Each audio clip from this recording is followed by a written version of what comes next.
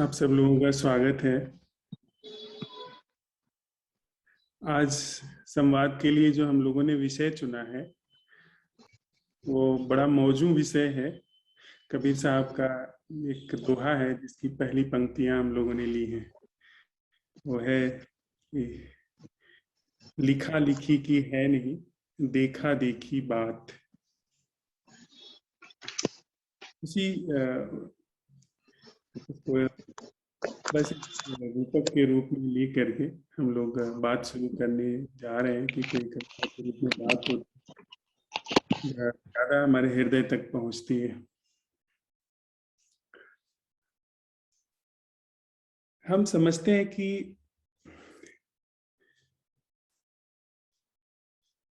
प्रायः जैसे एक व्यक्ति जीवन जीता है, उसमें जो भी संस्कार होते हैं, जिस भी तरीके से उसको सिखाया जाता है, समझाया जाता है, जो उसको घुट्टी की तरह ज्ञान दिया जाता है, या वो स्वयं जो ज्ञान अर्जित करता है, उसी के आधार पे वो अपना जीवन जीता है।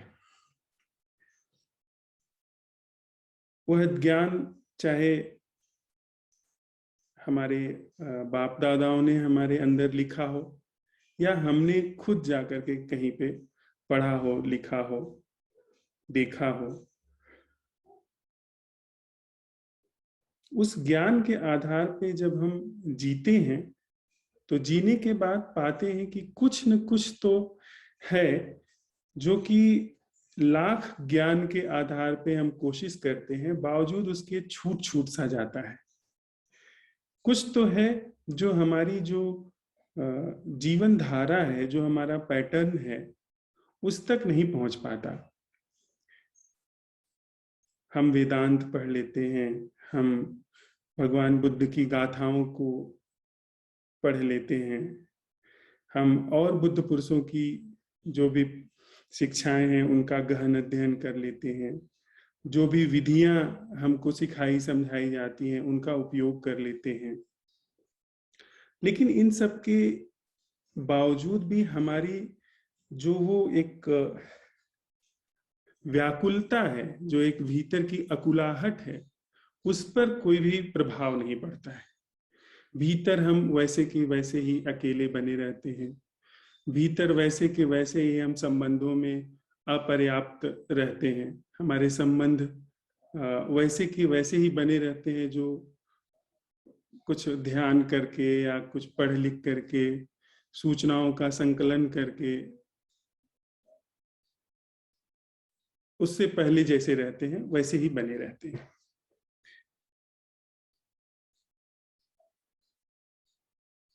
फिर हमारे अंदर ये विचार आता है, फिर हमारे अंदर ये एक नजर पैदा होती है कि आखिर क्या है जिसके कारण कि कुछ भी मैं करता हूं या कुछ भी करती हूं, वो भीतर की जो धारा है वो वैसी की वैसी ही बनी रहती है। थोड़ी देर के लिए उस पर एक परत हम ओढ़ लेते हैं, थोड़ी देर के लिए हमें सांत्वना मिल जाती है, थोड़ी देर के लिए हमें कुछ राहत मिल जाती है, लेकिन कोई मूल निदान हमारे जीवन में पैदा नहीं होता है।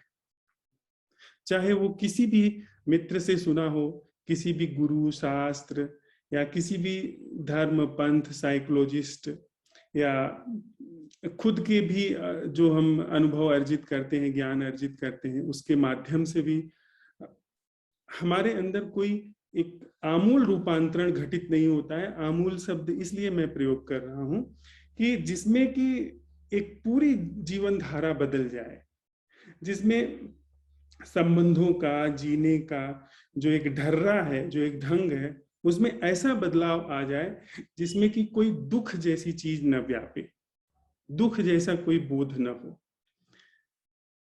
तो यह सब देख सुन करके एक व्यक्ति जो कि देख लेता है, थोड़ा उसके विवेक से जब समझ लेता है, तो ये पाता है कि ज्ञान से कभी भी हमारे अंदर कोई राहत भले मिल जाए, सांत्वना भले मिल जाए, पर कोई सम्यक निदान जीवन में घटित नहीं हो पा रहा है।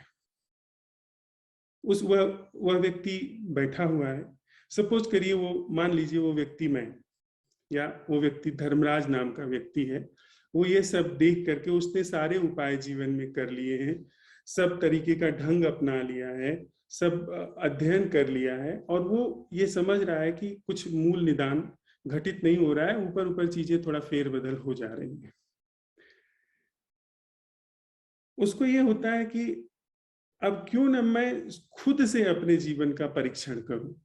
मित्र के सुझाव को अपना लिया, आप तो पुरुषों के वचनों को आजमा लिया, लेकिन फिर भी मेरे जीवन में कोई बदलाहट नहीं आ रही है।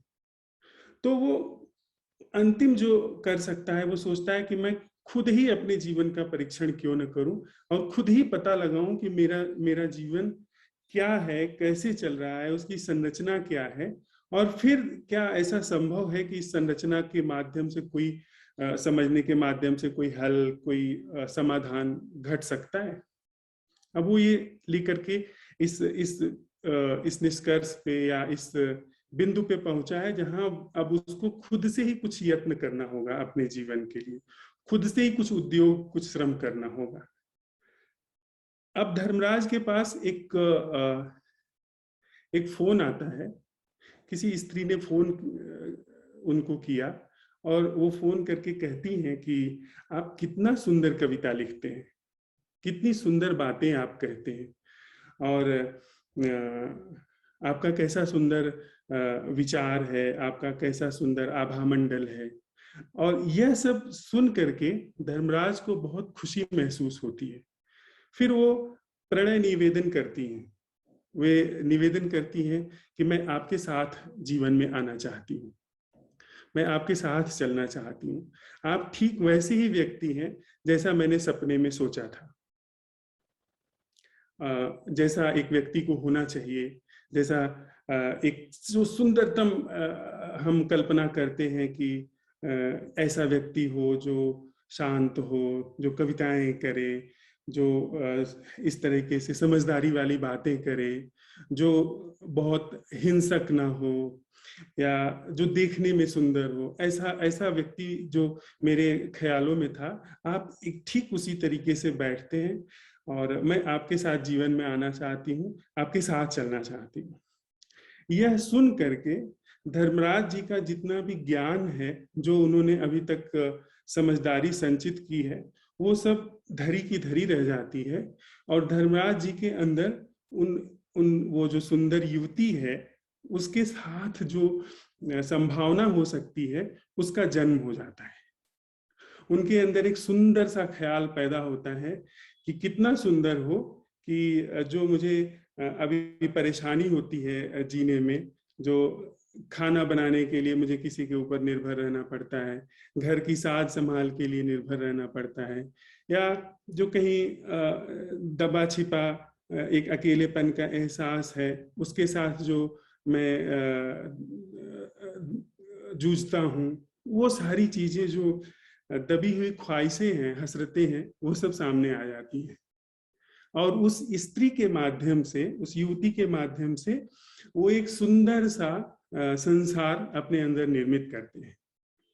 एक ऐसा व्यक्ति धर्मराज के अंदर पैदा हो जाता है जो कि यह देख रहा है कि एक ऐसा जीवन है जिसमें वो उस स्त्री के साथ जी रहे हैं, जिसमें कोई भी द्वंद्व नहीं है, कोई भी आपस में संघर्ष नहीं है, कोई भी टकराहट नहीं है, सारी चीजें बहुत एज इट इज, जैसे जहां होनी चाहिए वैसी की वैसी वहां पे चल रही हैं, और जीवन बड़े सुचारू रूप से चल रहा है। और वो ये भी देखते हैं कि जो उनके अंदर की एक प्यास है कि सत्य को जानने की, उसमें भी यह संगी है, और उसके लिए वो जो युवती है वो ऐसे प्रमाण भी लेके आती है कि ऐसे लोग रहे हैं जैसे रामकृष्ण परमहंस और शारदा माँ, ऐसे बहुत सारे वो उदाहरण प्रमाण प्रस्तुत करती है।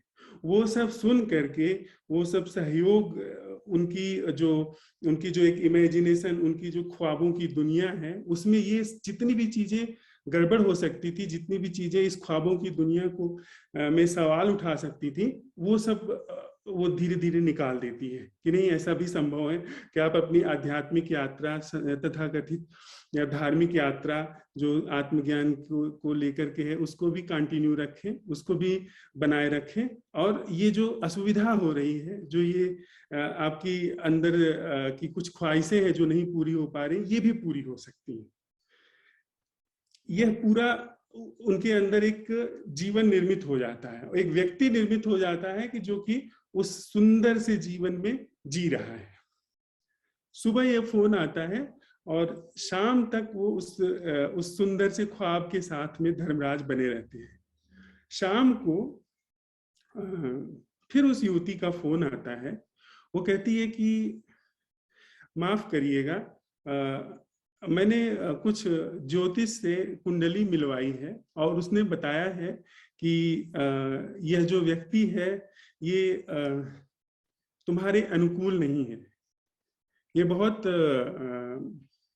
लॉयल नहीं है, इसके साथ अगर तुम जाती हो तो तुम्हारा जीवन नर्क हो जाएगा, इसलिए आप माफ करिए, मैं आपके साथ नहीं चल सकती हूँ और मुझे यहीं पे यात्रा समाप्त करनी पड़ेगी। अब यह बात सुन करके वह व्यक्ति जो धर्मराज के अंदर पैदा हुआ था, जिसने वो पूरा स्वप्नों का संसार बना लिया था, जिसने जीवन से लेकर मृत्यु तक की सारी कल्पनाएं कर ली थी कि कैसे जिएंगे, कहाँ रहेंगे, कहाँ से आजीविका चलेगी, वो एक क्षण में ध्वस्त हो गया। वो उसके मना करने के बाद ध्वस्त हो गया और एक विषाद धर्मराज के अंदर जन्म ले लेता है, एक दुख जन्म ले लेता है। धर्मराज थोड़ी कोशिश भी करते हैं कि ये ज्योतिष वगैरह कुछ नहीं होता है, और ये सब तो वो प्रमाण भी देते हैं उसको कि भाई ऐसे बहुत सारे लोग हुए जिनका ज्योतिषीय गणना से और कुंडली मिला करके विवाह हुआ था, पर फिर भी उनके जीवन में बड़े दुख आए। तो ज्योतिषी गणना से कुछ नहीं हो सकता है, हमको सीधे जीवन को देखना चाहिए। ऐसे बहुत सारे ज्ञान की बातें बोल करके वो उस युवती को समझाने की कोशिश करते हैं, पर वो कहती नहीं नहीं, मैं तो जो ग्रह नक्षत्र कह रहे हैं उसी के साथ जाऊंगी, और वो धर्मराज को बिल्कुल कट ऑफ कर देती है। अब धर्मराज विषाद में बैठे हुए, दुख में बैठे हुए हैं। उनके अंदर ये विचार आता है कि अभी सुबह तक तो मुझे कोई भी दुख नहीं था, सुबह यह फोन आता है और एक व्यक्ति पैदा होता है जो कि उस सुंदर से संसार का निर्माण करता है और सुंदर के संसार में रहता है, और वो अभी संसार एक्चुअल में कहीं है नहीं, घटित नहीं हुआ है, और वो संसार बना सुबह जिसका मुझे हर्ष हुआ, और वो संसार मिट गया जिसका मुझे विषाद हो रहा है। एक्चुअल में यथार्थ के धरातल पे ऐसी कोई घटना कहीं घटी नहीं है, लेकिन यह दुख तो मुझे हो रहा है, ये विषाद तो मुझे घट रहा है। तो उनके अंदर ये सवाल आता है कि कहीं कोई ऐसी बात तो नहीं है मेरे अंदर, कोई एक ऐसी गलत तरीके का पैटर्न, गलत तरीके का ढंग तो मेरे अंदर काम नहीं कर रहा है, जिसके कारण जिस चीज का अस्तित्व ही नहीं है, जो यथार्थ ही नहीं है, वह भी मेरे जीवन में दुख की भूमिका बना करके चला जाता है, और मैं इतने गहरे विषाद में, इतने गहरे दुख में चला जाता हूँ। अब उनको अपने ऊपर, अपनी सोच विचार की प्रक्रिया के ऊपर, अपने हर्ष और विषाद के ऊपर संदेह पैदा हो जाता है कि कुछ न कुछ तो मेरे अंदर गड़बड़ है, कुछ मेरी जो सोचने की, जीने की और समझने की शैली है उसमें कुछ न कुछ तो दोष है, त्रुटि है। धर्मराज इस चीज के साथ हैं, वो दुख जो बना हुआ है उसके साथ बने हुए हैं, उसको छेड़छाड़ नहीं कर रहे हैं, उसको बस उसके साथ बने हुए हैं। फिर धर्मराज को एक फोन आता है दूसरा, जिसमें उनसे कहा जाता है, वो कहीं प्रधानमंत्री कार्यालय से आता है। वहां उस फोन को जब वो सुनते हैं तो उधर से उनको कहा जाता है कि आपको बधाई हो, और आपको राज्यपाल बनाने का निर्णय लिया गया है, आपको गोवा का राज्यपाल बनाया जाएगा, और ये बात तय हो गई है हमारी मीटिंग में, और आप तैयार हो जाइए। अभी अभी धर्मराज के अंदर एक अंतर्दृष्टि पैदा हुई है कि कुछ न कुछ मेरे सोच विचार में गड़बड़ है, और इसलिए मुझे अपने सोच विचार का अवलोकन करना चाहिए और उसको गहराई से समझना चाहिए कि वो कैसे काम करता है, क्या है। जैसे ही वो उनके पास यह फोन आता है कि उनको राज्यपाल बनाया जाएगा गोवा का, उनके अंदर झट से एक व्यक्ति पैदा हो जाता है जो राज्यपाल है, जो राजभवन में बैठा हुआ है, जिसके पास लोग मिलने के लिए अपॉइंटमेंट लेकर के आ रहे हैं, जिसके पास बड़े बड़े लोग, बड़े बड़े नेता, अधिकारी और जन सामान्य लाइन लगा करके खड़े हुए हैं उनसे मिलने के लिए। जो जब निकलते हैं तो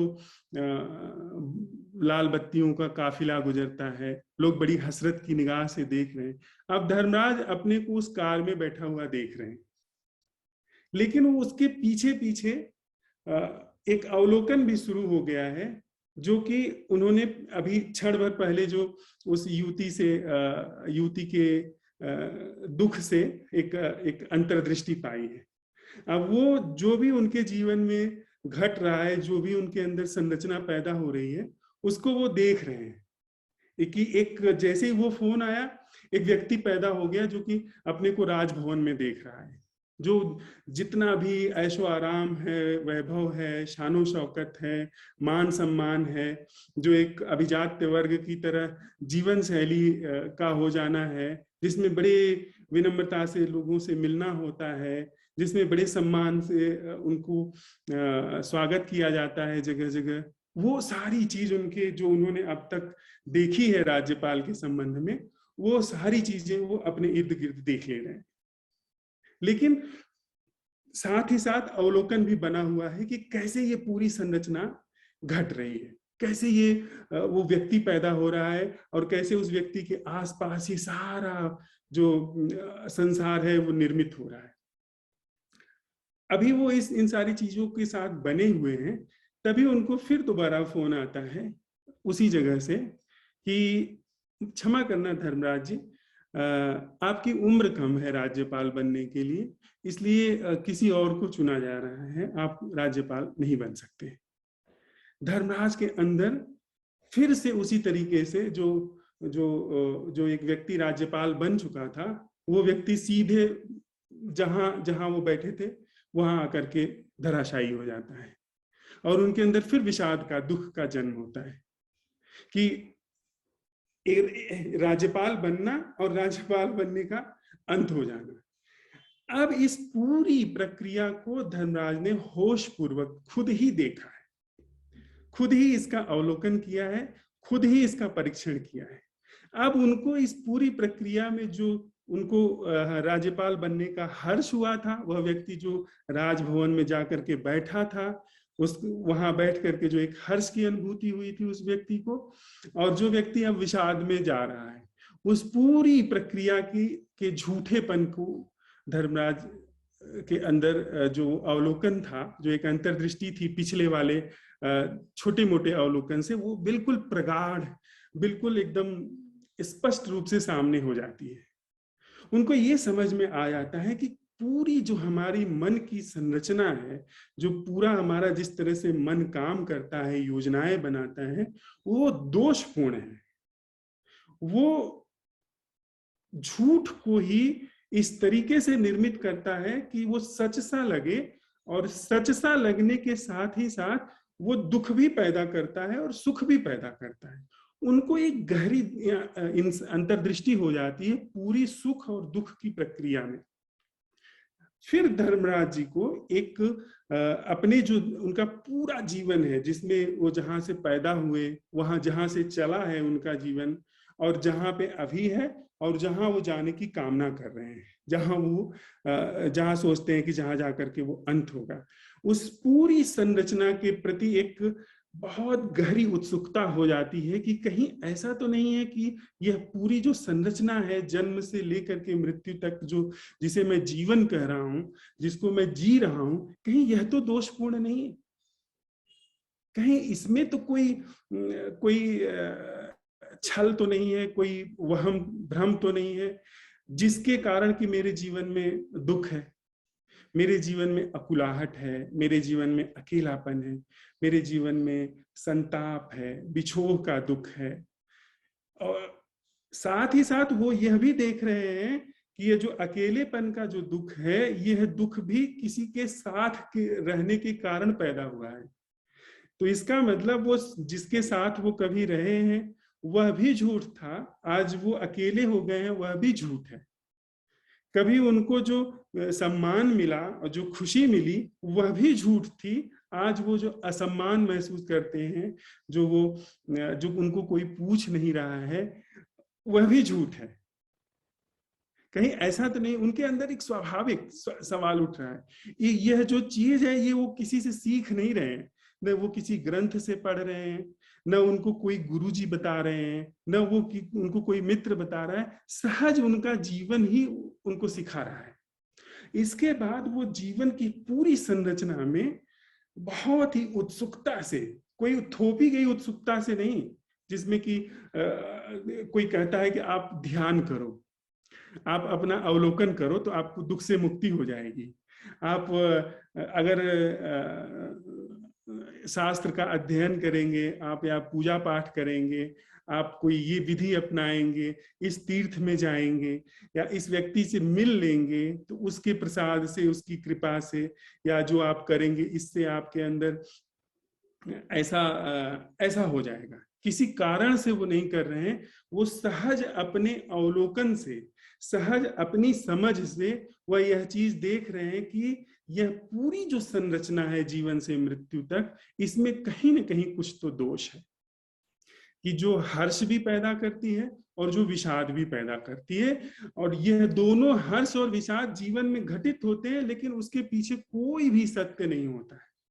जो व्यक्ति थोड़ी देर पहले राजभवन में बैठा था, जो व्यक्ति किसी स्त्री के साथ, किसी जैसा धर्मराज चाहते थे ऐसी स्त्री उनके जीवन में आ गई, उसके साथ बहुत ही खुशनुमा जीवन के सपने देख रहा था, वह व्यक्ति कभी था ही नहीं, उसका कोई वजूद ही नहीं था। फिर भी वो पूरी संरचना, वो छवि बनाना, वो भविष्य का निर्माण, ये पूरी संरचना एक गंभीर दुख भी दे गई और एक बहुत ही बड़ा हर्ष भी उनको दे गई। फिर वो जीवन की हर गतिविधि को बड़ी उत्सुकता से, बिना किसी कारण, सहज रूप से बस समझने का प्रयत्न कर रहे हैं कि वो पूरी संरचना क्या है जीवन की। फिर वो यह देखते हैं कि मेरे अंदर खूब सारे विचार चल रहे हैं, तो वो देखते हैं सुबह से शाम तक अकारण मेरे अंदर विचारों का एक रेला चल रहा है, एक सैलाब चल रहा है उनके अंदर। तो वो धर्मराज सहज रूप से, उत्सुकतावश उसको बस समझ रहे हैं कि वो सैलाब क्या है। वो उसको देखते हैं कि ये सारी की सारी जो विचारों की बाढ़ आई है, ये ऑटोमेटिक चल रही है, अकारण रूप से चल रही है, कोई बात नहीं, उसका तो कोई बिना उनके चाहे चल रही है। अब उसको वो कुछ न तो गलत कह रहे हैं, न तो उसको सही कह रहे हैं, उस सैलाब को वो बस देख करके समझना चाहते हैं यह क्या है। वो पहले उनको बताया गया है कि विचार मिथ्या है, विचार स्मृति से पैदा होते हैं, विचार झूठ है, और सोच विचार का जब अंत हो जाता है, जब भीतर मौन घटित हो जाता है, तो जाकर के फिर हमको वो परम आनंद की प्राप्ति होती है। ये सारी चीजें वो ज्ञान के रूप में जो सूचनाएं हैं, उनको एक तरफ सरका करके खुद ब खुद अपने अंदर जो विचार चल रहे हैं उनको वो खुद ब खुद समझ रहे हैं, देख रहे हैं। वहां वो देखते हैं कि जितने भी विचार चल रहे हैं वो सारे के सारे विचार शब्दों के रूप में हैं, प्रतिबिंबों के रूप में हैं, छवियों के रूप में हैं। तो वो खुद से ही समझना चाहते हैं इसमें उतरने के लिए कि ये जो शब्द हैं, जो छवियां हैं, या उनको जो सुख दुख का अनुभव हो रहा है, यह सब क्या है। फिर वो यह भी सवाल खुद से उठाते हैं कि ये सारी चीजें जो उनके सामने चल रही हैं, जो जन्म से लेकर के मृत्यु तक उनको एक मैं का बोध बना रह रहा है, जो एक अपने होने का एहसास बना रह रहा है, वह भी उनके उनके भीतर सवाल के दायरे में आ गया। क्यों? क्योंकि थोड़ी देर पहले उन्होंने देखा था कि एक व्यक्ति था जो राजभवन में बैठ गया था, और उसी को वह जब खत्म हुआ तो उसको दुख पैदा हुआ। वहां से उनको अंतर्दृष्टि मिली है। उसी अंतर्दृष्टि से वो यह भी समझना चाहते हैं कि यह व्यक्ति जो है, जो जन्म से लेकर के मृत्यु तक एक लगातार एक एहसास की तरह बन करके बैठा है, यह व्यक्ति क्या है। न वो उसको कह रहे हैं कि यह व्यक्ति झूठ है, न वो कह रहे हैं कि यह व्यक्ति स्थायी है, या यह व्यक्ति सनातन है, यह व्यक्ति कुछ जैसा शास्त्र कहते हैं। वह जो मैं का बोध है, न उसको कह रहे हैं ये झूठ है, न वो कह रहे हैं इसको सही, ये सच है। ये शाश्वत चिरंतन बोध भी नहीं कह रहे हैं, वो इसको मिथ्या भी नहीं कह रहे। उसके साथ वो बने हुए, उसको उसका वो पता लगाना चाहते हैं कि ये मैं का एहसास क्या है। जिसको वो मैं कह रहे हैं वह क्या है, जिसको मैं शब्द दिया जा रहा है वह क्या है। तो इस बोध के साथ, इस समझ के साथ वो विचारों को भी देख रहे हैं बिना सही गलत कहे, उसका भी सत्यापन कर रहे हैं, उसको भी यथावत देख रहे हैं, और उसको भी देख रहे हैं जो कि मैं के रूप में बना हुआ है। और साथ ही साथ उनके वहां पे उनको एक चीज और दिखाई देती है, उनके उनके एहसास मैं के रूप में जो उनके अंदर बना हुआ है, और वो विचार, अनुभूतियां और जो छवियां चल रही हैं, वो उनके बीच में एक अंतराल है, वह भी बना हुआ है। जब इस पूरी संरचना को वो देखते हैं, जो कि मैं, मेरा विचार या मेरी अनुभूतियां या मेरी छवियां और उनके बीच का अंतराल, वो पाते हैं कि ये पूरी संरचना लुप्त हो गई है। वह नहीं पाते हैं, ऐसा पाया जाता है कि वो पूरी संरचना समाप्त हो गई। उनको बड़ा इस बात में एक बहुत ही अनूठी चीज मिल जाती है, जो कि उन्होंने कहीं से सीखी नहीं है, जो उनके पास सूचना के रूप में नहीं है, जो उनके पास ज्ञान के रूप में नहीं है, जो उनके पास अपने निज बोध के रूप में है, कि अगर इस चीज को ऐसे देखा जाता है तो पूरी संरचना समाप्त हो, यह पूरी संरचना कहीं ना कहीं अपनी सच्चाई को या अपने झूठेपन को प्रदर्शित कर। अब इसी अंतर्दृष्टि से वो दूसरे को नहीं देख रहे हैं कि दूसरा उनको क्या कह रहा है, दूसरा उनको साधु कह रहा है, या दूसरा उनको शैतान कह रहा है, दूसरा उनको अच्छा कह रहा है, बुरा कह रहा है, उससे उनको कोई भी मतलब नहीं है। वो सिर्फ खुद को देख रहे हैं कि उनके अंदर क्या घट रहा है। जब कोई कुछ कहता है तो उनके अंदर जो क्रिया प्रतिक्रिया होती है वह क्या है, वह किसको प्रतिक्रिया घटित होती है, और दोनों के बीच का अंतराल क्या है, इसको वो देखते हैं। और कुछ बिल्कुल भिन्न तरीके का जीवन, बिल्कुल अभिनव तरीके का जीवन उनके अंदर प्रसारित हो रहा है, जो कि किसी भी तरह के ज्ञान से, किसी भी तरह की उन सूचनाओं से जो कि वो पहले ज्ञान के रूप में अर्जित कर रहे थे, जो उन्होंने पहले सीखा समझा था, उससे वह जो जीवन उनके अंदर घटित हो रहा है उसका कुछ भी लेना देना नहीं है। उससे वो बिल्कुल भी निराला है। वह पूरी मैं की, विचार की प्रक्रिया के अवलोकन के बाद, समझ के बाद और वो समझ किसी तरीके से आरोपित नहीं है, किसी तरीके से थोपी नहीं गई है, सहज ही उन्होंने इस चीज का अन्वेषण किया कि यह ऐसा है। और उनका अपना निज जीवन वो किसी भी निर्भरता के बिना, किसी भी अपने प्रयास के बिना, वो बिल्कुल अभिनव तरीके से चल पड़ता है। अब वह व्यक्ति जब किसी के साथ चलता है, किसी के साथ चल रहा है, तो लगता है कि भाई मैं कोई ज्ञान नहीं दे रहा हूं, मेरी बात स्वीकार न करो, मेरी कोई सूचना के रूप में मेरे अपने अंदर यह बात कोई लेकर के उसको अपने ऊपर लागू मत करो। सिर्फ यह देखो कि तुम्हारा जो अभी जीवन है वह क्या है, वह कैसे काम कर रहा है, कैसे तुम्हारे अंदर जो मैं का एहसास है वो बना हुआ है, तुम्हारे अंदर कैसे ये विचार और अनुभूतियां और ये सुख दुख सब आ जा रहे हैं, ये सारी चीजें कैसे घटित हो रही हैं, उसको बस देखो और खुद को देखो, उन विचारों, अनुभूतियों, छवियों को देखो और उसके मध्य के अंतराल को देखो और देखो क्या होता है। यह कोई ज्ञान नहीं है, यह सीधे सीधे कर्म है। अब उसके लिए वो जो साथ में व्यक्ति है वो कहता है कि क्या, अच्छा इसका मतलब आप ध्यान की बात कह रहे हैं, इसका मतलब आप वही बात कह रहे हैं जो बुद्ध कहते थे, या वही बात आप कह रहे हैं जो उपनिषद कह रहे हैं। वह काम नहीं करना चाहता जो जो साथ साथ चलते होना चाहिए, खुद को देखने वाला काम। वो जो वह काम नहीं कर रहा है जो धर्मराज को सुनते हुए होना चाहिए प्रतिक्रिया को देखने के रूप में।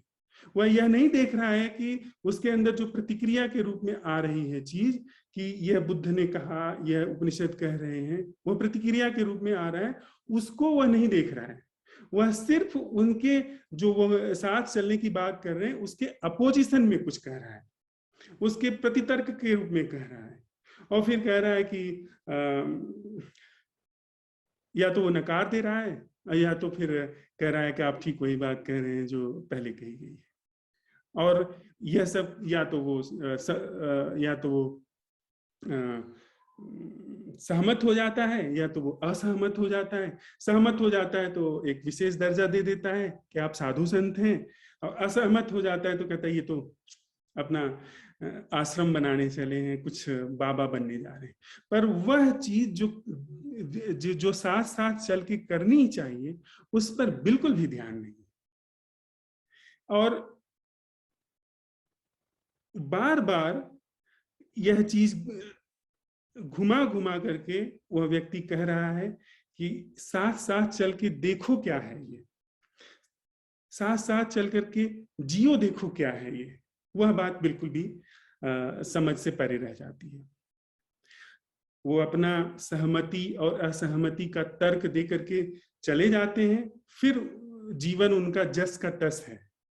यहाँ पे आत्मा की, परमात्मा की बात चलती है, और इसके बाद जो वास्तविक जीवन है उसमें भयंकर कलह है, भयंकर ईर्ष्या है, भयंकर षड्यंत्र है, हिंसा है, भयंकर द्वंद्व है। जो वास्तविक जीवन है वह कुछ और कह रहा है, और उनका जो सहमति असहमति का तर्क है वह कुछ और कह रहा है। तो हम जब यहाँ पे साथ साथ चलने की बात कर रहे हैं तो किसी भी तरीके से, न किसी पुरानी न किसी नई, किसी भी शिक्षा का हम अनुगमन नहीं कर रहे हैं, न उसको स्थापित कर रहे हैं, न उसको उखाड़ रहे हैं। हम सिर्फ यह कह रहे हैं क्या हम आप साथ साथ चल करके देख सकते हैं कि हमारे अंदर क्या हो रहा है। जब हम आप साथ साथ चल रहे हैं तो आप मुझे देख करके अपने अंदर देखें कि क्या प्रतिक्रिया घट रही है जो मैं शब्द कह रहा हूँ। आप जो कह रहे हैं वो जब मैं सुनता हूं तो मेरे अंदर क्या क्रिया प्रतिक्रिया घट रही है, उसको यदि हम देख करके देख रहे हैं, समझ रहे हैं, और उस देखने समझने में कोई क्रांति भी घटित हो रही है, तो हम दोनों लोग एक कुछ बिल्कुल अलग तरीके की जीवन का अन्वेषण कर रहे हैं। एक ऐसा जीवन जो कि इस हमारे जन्म से मृत्यु तक चलते जीवन से बुनियादी रूप से भिन्न है। या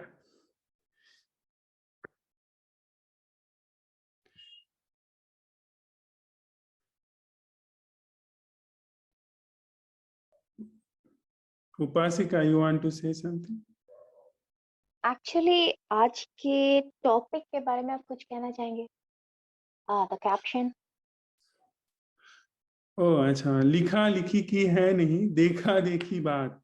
ये कबीर साहब का एक दोहा है जो जिसका आधा भाग हम लोगों ने लिया है, और आगे है कि दुल्हा दुल्हन मिल गए, फीकी पड़ी बारात। तो मुझे जो समझ में आता है, मैं व्यक्तिगत रूप से नहीं कह सकता हूँ कि उनका क्या है, पर मुझे जो समझ में आता है वो कहीं न कहीं कबीर साहब जो जो ज्ञानी लोग हैं उनको वो तंज कस रहे हैं, उनको वो व्यंग कस रहे हैं कि भाई आप तो लिखा पढ़ी की बात कर रहे हैं, मैं जो है वो जो देख रहा हूँ, जो खुद देख रहा हूँ, ऐसा नहीं कि जो मैंने कल देखा था उसका अनुभव है मेरे अंदर, उस अनुभव को मैं आपसे कह रहा हूँ। मैं अभी जो देख रहा हूँ, आमने सामने जो देख रहा हूँ, उसकी मैं बात कर रहा हूँ। और वो जो दूसरा आधा है, दुल्हा दुल्हन मिल गए फीकी पड़ी बारात, ये बारात के संबंध में शायद जहां तक मुझे समझ है ये शब्दों को कह रहे हैं।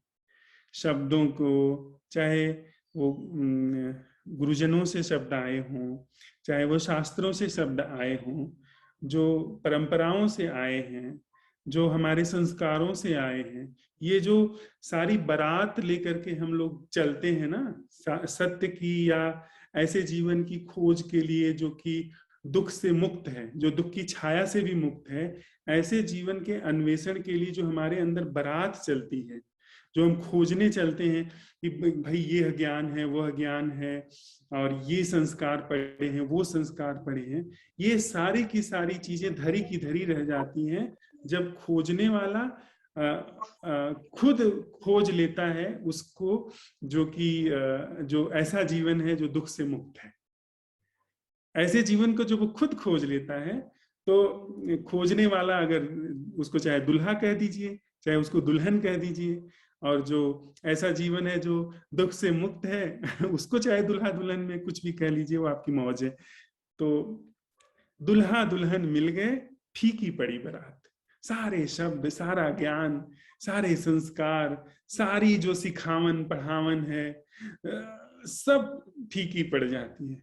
सारी बारात धरी की धरी रह जाती है, दुल्हा दुल्हन मिल जाते हैं। जी।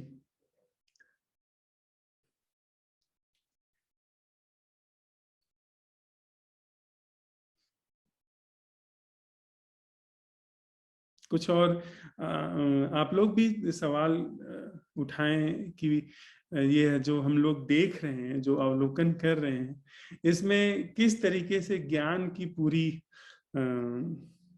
जो फैकल्टी है वो लागू नहीं होती। देखने में ज्ञान बिल्कुल भी लागू नहीं होता है। और वो क्या देखना है जिसमें साथ साथ चल के हम लोग देखते हैं, मित्र साथ साथ चलते हैं, उसमें कोई भी ज्ञान नहीं है। हम आप साथ साथ चल रहे हैं, इसका मतलब है कि आप जो कह रहे हैं उसकी मेरे अंदर क्या प्रतिक्रिया घटित हो रही है, मेरे अंदर उसका क्या प्रभाव पड़ा है, मैं उसको देख रहा हूं। आप मेरे लिए सिर्फ दर्पण हैं, आप मेरे लिए इस तरह से सहयोगी हैं कि आपके कहने में, आपकी आपकी जो आपके सुझाव हैं वो सही भी हो सकते हैं, गलत भी हो सकते हैं, उसको मैं नहीं कुछ जज कर रहा हूं। मैं ये देख रहा हूं कि जो आप कह रहे हैं उससे मेरे अंदर क्या क्या उठ करके बाहर आ रहा है। जो आपके आईने में, आपके आईने से मेरे अंदर उकसाया जाता है, मेरे अंदर उभर करके आता है, वही मैं हूं। यही मित्रता की एक कृतज्ञता है कि भाई मेरे अंदर जो छिपा रहता है वो तुम्हारे साथ चलने में वो उठ करके बाहर आता है। तो ऐसी स्थिति में हर व्यक्ति मित्र है, हर परिस्थिति मित्र है। चाहे वो, जिसे हम अच्छी परिस्थिति कहते हैं, चाहे हम उस बुरी परिस्थिति कहते हैं, कोई भी परिस्थिति वो मित्र है। क्यों मित्र है? क्योंकि उस परिस्थिति के माध्यम से मेरे अंदर वह जो छिपा हुआ है, जो जो मुझे नहीं पता चलता है सामान्य परिस्थिति में, वो निकल के बाहर आता है। जैसे कि धर्मराज के अंदर वह जो एक दुख की प्रक्रिया बैठी हुई थी, जो नहीं पता चलती जब तक उनको यह फोन नहीं आता कि आपको ये पद दिया जा रहा है, और या फिर यह पद आप डिजर्व नहीं करते हैं। तो वह जो परिस्थिति घटित हुई, वह जो फोन आया, उसके माध्यम से धर्मराज के अंदर की वह प्रक्रिया उनकी आंखों के सामने आई कि जिससे वो ये देख सके कि कहीं न कहीं की यह जो ढंग है मेरे अंदर बैठा हुआ, यह ढंग दुख का, या एक दुख के और गहरे जाए तो एक झूठा ढंग है। तो उस अगर अगर हम लोग सीख रहे हैं साथ साथ, तो हम आप कृतज्ञ हैं एक दूसरे के लिए, एक दूसरे के प्रति अनुग्रहित हैं, क्योंकि आप मेरे लिए दर्पण का काम कर रहे हैं। आपके माध्यम से मेरे अंदर वह चीजें दिखाई पड़ती हैं जो कि सामान्य तौर पे मुझे नहीं पता चलती, मुझे नहीं देखने में आती, और वैसे ही मैं आपके लिए हूँ। This is the meaning of friends. इसी हम कह सकते हैं मैत्री। इसमें न आप गुरु हैं न मैं, न आप शिष्य हैं न मैं, हम दोनों लोग साथ साथ चल रहे हैं। आप भी एकदम मुझे भी कोई ज्ञान नहीं है, आपको भी कोई ज्ञान नहीं है। बस हम लोग वह जो सीखने की प्रक्रिया है उसको सीख करके और साथ साथ आगे बढ़ रहे हैं। आप कुछ कहते हैं, कुछ उसको वो मेरे अंदर जो घटित होता है उसको मैं देख रहा हूँ, उसको बिना गलत सही कहे देख रहा हूँ। मेरे अंदर इरिटेशन, जैसे आपने कहा कि तुम बाबा बनना चाहते हो, तुम अपना आश्रम खोलना चाहते हो, तुम कुछ ऐसे इस तरह से बात कर रहे हो कि प्रकारांतर से तुम एक तुम्हारा बहुत नाम हो जाए, तुम्हारी बहुत प्रसिद्धि हो जाए, तुम इसके लिए कर रहे हो। वह आप सिर्फ दर्पण है मेरे लिए। मेरे अंदर आप जो कहे हैं यह बात, उससे क्या घट रहा है? क्या मेरे अंदर खीज पैदा हो रही है, या क्या मेरे अंदर ये पैदा हो रहा है कि इस व्यक्ति को तो बिल्कुल निकाल के फेंक दो, इस व्यक्ति से फिर कभी बात नहीं करेंगे? तो वह जो पैदा हो रहा है वह मैं हूं, और अगर कुछ नहीं पैदा हो रहा है तो वह भी मैं हूं। आप मेरी प्रशंसा करते हैं, आप कहते हैं कि आप तो बहुत अच्छे आदमी हैं, आपने कैसे कैसे करके जीवन कहाँ लेके आए हैं। फिर मैं आपसे मतलब नहीं है, आप दर्पण हैं। मेरे अंदर जो घटित हो रहा है खुशनुमा एहसास की, देखिए ना कितना लोग मेरी प्रसिद्धि की तारीफ कर रहे हैं, तो जो मेरे अंदर घटित हो रहा है मैं उसको देख रहा हूँ। और उसी देखने में निंदा हो स्तुति हो, उसी देखने में वह पूरी संरचना जिससे पूरा मेरा मन बना हुआ है, पूरा मेरा मैं बना हुआ है, वह अवलोकन के दायरे में आ जाता है। और वही वही अवलोकन है जो कि इस पूरी संरचना का अंत करके कोई और ऐसे जीवन को हमारे जीवन में प्रवाहित कर देता है जिस जिस जो अकथ्य है, जिसको कोई शब्द नहीं दिए जा सकते हैं। ऐसे जीवन को हमारे उतार ला सकता है। तो यही एक मित्र होने का, साथ साथ चलने का, सत्संग का, मैं तो यही अर्थ समझता हूं जी।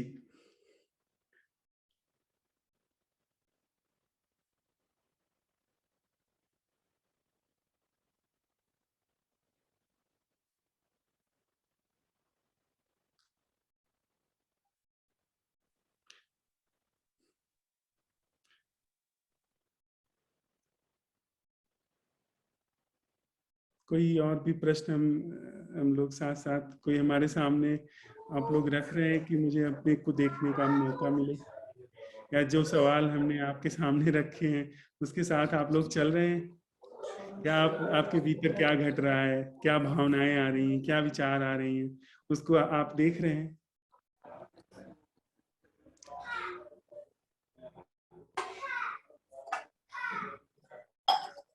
मेरा एक प्रश्न है जी चक्रपाणी।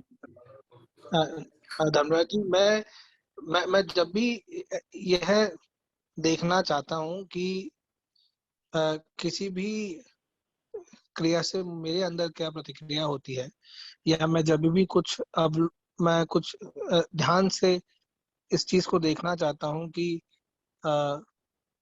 वह क्या है जो प्रतिक्रिया कर रहा है, तो मैं उसमें मेरे लिए जो मुश्किल ये होती है कि जो प्रतिक्रिया कर रहा है मुझे लगता है वह भी मैं ही हूँ, और जो अवलोकन कर रहा है वह भी मैं ही हूँ। जी और यहाँ पर मुझे इसको अलग कर पाना कि कि प्रतिक्रिया मेरे अंदर जो हुई है उससे मैं कैसे भिन्न हूँ, और मैं उस अवस्था में कैसे हमेशा बना रहूं कि मैं उससे भिन्न अपने आप को रख सकूं। वह मेरे लिए बड़ा मुश्किल होता है। कभी कभी ऐसा होता है कि आप एक साक्षी भाव आप में होता है कि हाँ ऐसा हुआ है, आप देख पा रहे हो उसको। और खासकर यह घटना तब होती है जब आप किसी पूर्व में घटित घटना पे अपने आप ये देख रहे हो कि पूर्व में जो घटा उसको उसका अवलोकन जब करते हो तो आप ये साफ-साफ तौर पर देख पाते हो एक साक्षी की तरह कि आपकी यह प्रतिक्रिया थी और ऐसा कहने से आप में ये प्रतिक्रिया आई। किंतु वही चीज़ जब आप प्रेज़ेंट पे लागू करते हो तो वहाँ बड़ी तकलीफ होती है, वहाँ बड़ा घालमेल होता है। वहाँ समझ नहीं आता एकदम से कि ये कौन है जो ये चाह रहा है कि वो अवलोकन करे और किसका अवलोकन करना चाह रहा है। जी। प्रश्न ही बड़ा मुझे लगता है थोड़ा मैं कंफ्यूजिंग है, बट नहीं, आपका प्रश्न स्पष्ट है, आपका प्रश्न स्पष्ट है। अ, अ, मुझे ये कहना है चक्रपाणी जी कि हम साक्षी भला क्यों होना चाहते? साक्षी कहीं न कहीं हमारा ज्ञान है, सूचना है हमारी, वो हमारा तथ्य नहीं है। साक्षी हमने कहीं किसी से सुना है, किसी जगह पे पढ़ा है, या पढ़ सुन करके अपने अंदर उसको आजमाने की कोशिश की है। हम साक्षी की बात पर जा ही नहीं रहे हैं। क्या हम इस तरह से जैसे हैं, हम जो हैं उसके प्रति बस जाग सकते हैं?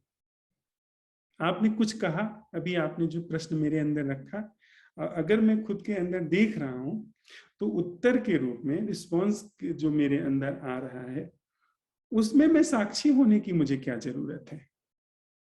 क्या उसको बस जैसा है जो है उसके प्रति बस जागरण मेरे अंदर रह सकता है? यही सवाल है। मैं बस उस जो मेरे अंदर आपके लिए प्रत्युत्तर आ रहा है उस प्रत्युत्तर को साक्षी होने की जरूरत नहीं, बस उसके साथ होश में बना रह सकता हूं। बस उसमें अलग से किसी साक्षी को ले आने की कोई भी आवश्यकता नहीं है। साक्षी हम किंतु जी। किंतु आप जो आपका प्रत्युत्तर है वो भी तो किसी ज्ञान से ही निकल के आ रहा है, क्योंकि किसी वॉइड से तो वो निकल के नहीं आ रहा। आप किसी न किसी ज्ञान का सर्टेन परम्यूटेशन कॉम्बिनेशन जो कि आपकी बुद्धि को ठीक लगा, आपने उस अनुसार मुझे उत्तर दिया अभी। अब जी। तो तो तो, तो वह भी तो ज्ञान की अवस्था है।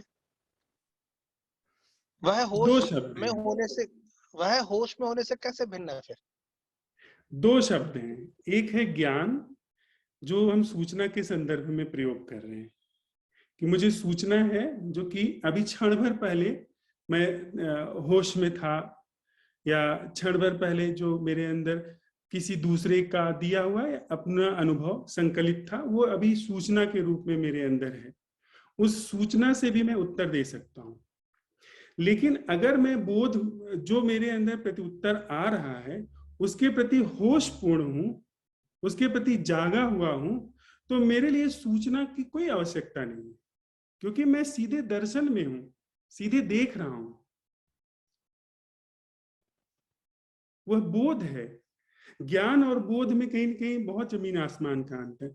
यह चीज, अब आप देखें, यह चीज, इस चीज को मुझे आपसे कहने के लिए ज्ञान की क्या आवश्यकता है कि जो मेरे अंदर प्रत्युत्तर आ रहा है, यदि आ रहा है, यदि आ रहा है, यह भी बात है, जो भी मेरे अंदर प्रत्युत्तर आ रहा है उसके प्रति मैं बोधपूर्ण हूं, उसके प्रति बस मैं जागा हुआ हूं।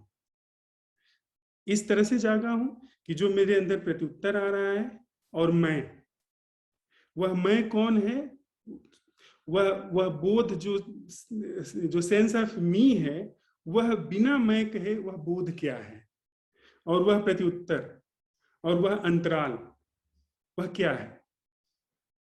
इसको इसको देखने के लिए मुझे किसी भी ज्ञान की कोई आवश्यकता नहीं, क्योंकि ये तो मेरे एकदम जैसे एक कंप्यूटर सामने है मेरे, इस तरह से मेरे सामने है ना।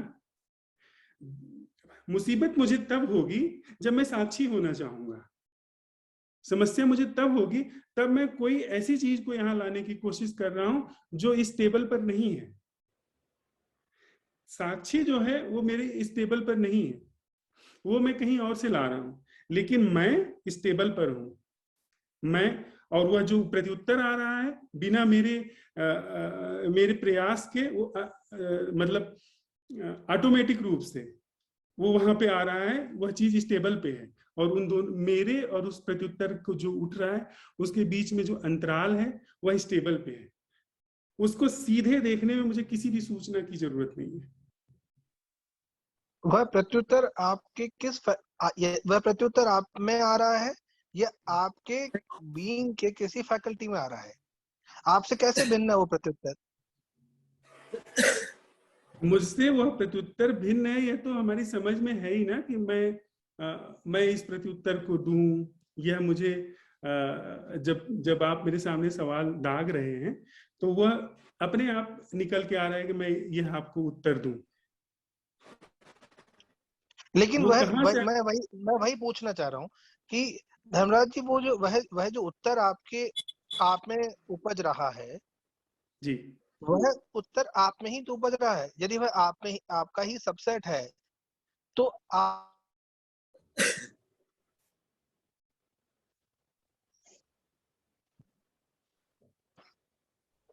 मैं वापस दोहरा दूं, ये जो जी प्रत्युत्तर उपज रहा है वह आप में ही उपज रहा है, तो जी। वह उत्तर आपसे कैसे भिन्न है? और आप उसको कौन सी बोध अवस्था में आप उसको देख रहे हैं? यदि आप किसी बोध की अवस्था में उसको देख रहे हैं, तो आप शायद एक न्यूट्रल साक्षी पार्टी की तरह ही उसको देख रहे हैं, और आप उस प्रत्युत्तर वाली अवस्था से आपको भिन्न रख रहे हैं। वह जो प्रक्रिया है प्रत्युत्तर उपजने की, आप उससे स्वयं को यदि भिन्न रखते हैं, तो आप वो नहीं है जिसमें प्रत्युत्तर उप, उपज रहा है। जी हाँ, यह चीज मेरा जीवन होगी। जो आप कह रहे हैं यह चीज मेरा जीवन होगी, यह मेरा ज्ञान नहीं होगी। जैसे आपने जो बात मेरे सामने अभी रखी, यह बात मेरे अंदर आई और इसको जो जो मेरे अंदर जो अवलोकन की एक कला है, उस कला ने इसको पूरा इस तरह से लिया कि यह विचार मतलब यह प्रत्युत्तर, वह जिसको प्रत्युत्तर है और उसके बीच का जो पहले मुझे अंतराल नजर आता था, जिसके आधार पे वह जो मैं है, जो मेरा बोध है, वह निर्णय लेता था कि यह उत्तर मैं दूं या न दूं या दबा जाऊं, यह अनुकूल होगा या प्रतिकूल होगा। वह पूरी एक ही प्रक्रिया है। यह मेरे अवलोकन की कला कह रही है।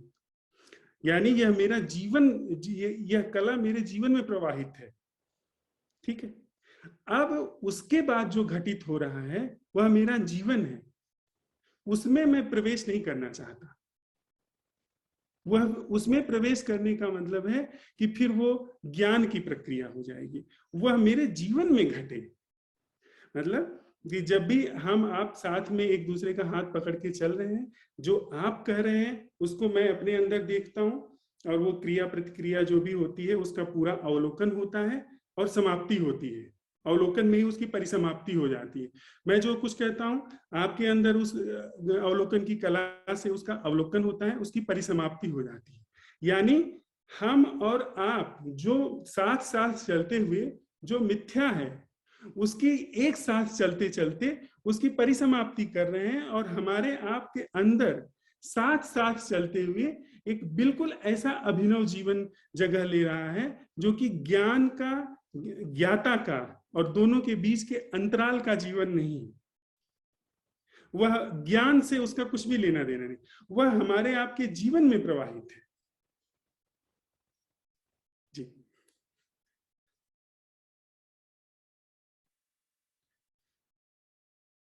या कोई और मित्र कुछ और चर्चा करना चाहें?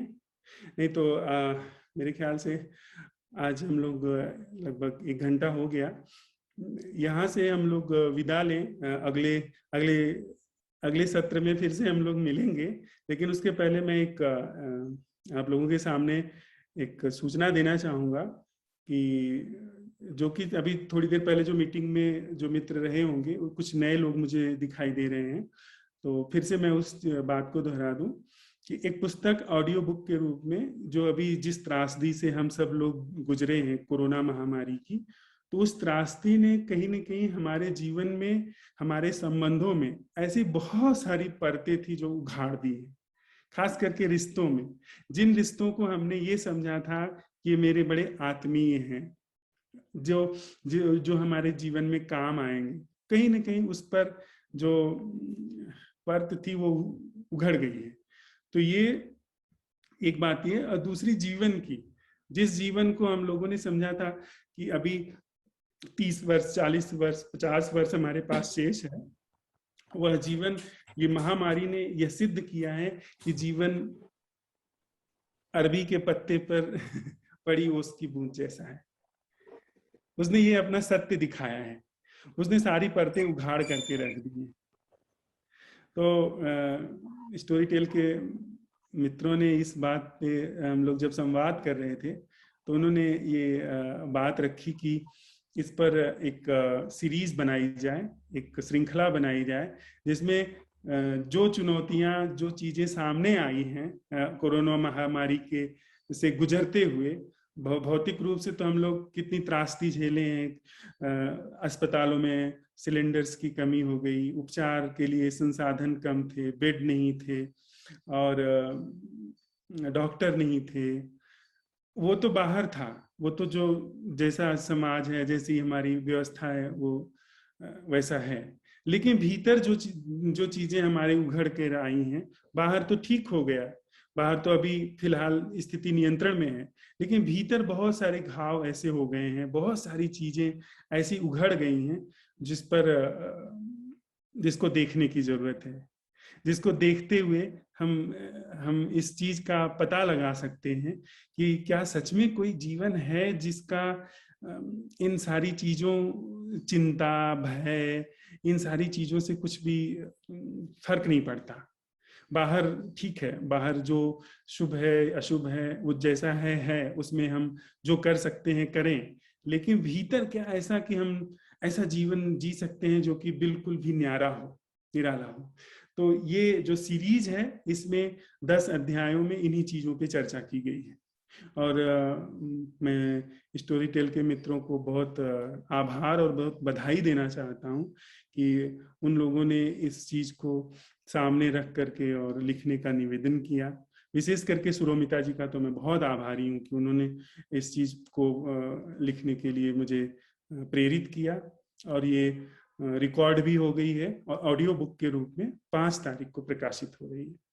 तो आप सब लोग इसमें उसको सुने और फिर उस पर हम लोग फिर से चर्चा करेंगे कि जो बातें उसमें उभर करके आई हैं वो हमारे जीवन से किस तरह से सीधे जुड़ी है। उस पर हम लोग प्रश्नोत्तर भी कर सकते हैं, साथ साथ में चलते हुए संवाद कर सकते हैं। तो ठीक है मित्रों, तब तक के लिए, अगले हफ्ते तक के लिए विदा।